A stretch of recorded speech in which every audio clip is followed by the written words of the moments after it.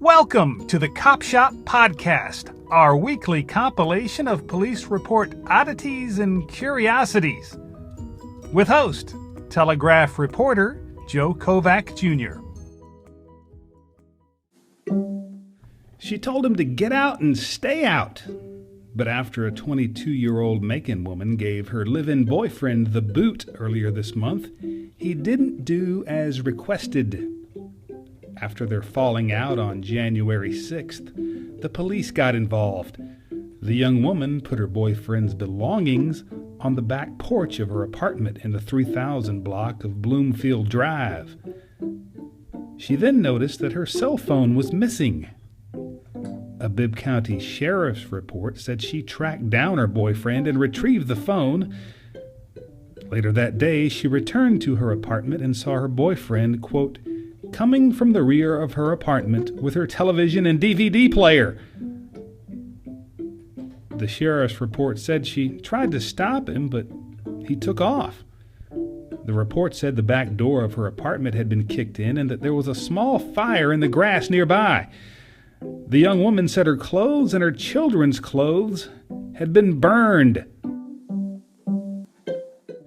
A white Ford F-150 pickup blew through an intersection on Pionono Avenue in South Macon recently and nearly caused a wreck.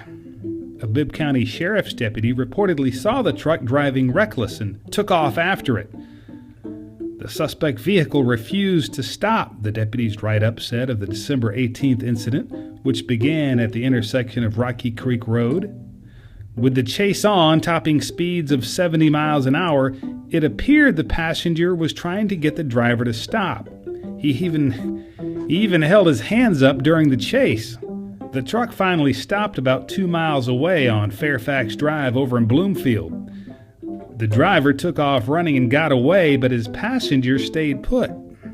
The passenger, also a man, said he had just met the driver at a store and only knew him by the name Baby Joe. The truck, it turned out, had been stolen from Houston County. And now from our dispatches files. It was about 12:30 a.m. when a Bibb County Sheriff's deputy who was on patrol in downtown Macon heard a metallic scraping noise.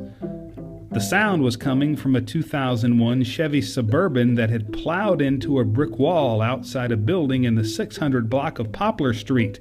The driver appeared to have been drinking. A sheriff's report of the January 8th incident noted that the driver, a 21-year-old from Gray, reeked of alcohol and, quote, looked disheveled and his pants were wet.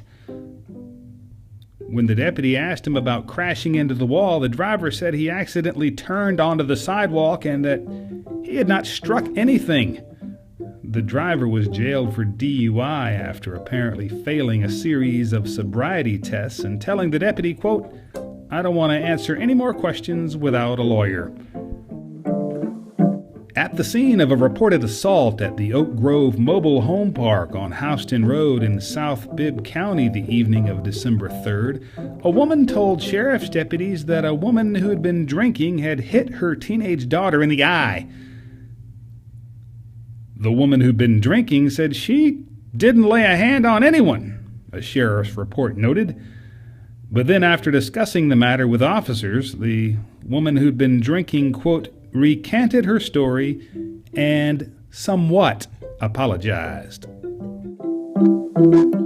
On January 4th, a man who lives in the 5400 block of Bloomfield Road over in southwest Macon reported the theft of his daughter's bicycles, a rabbit cage, and a pet rabbit.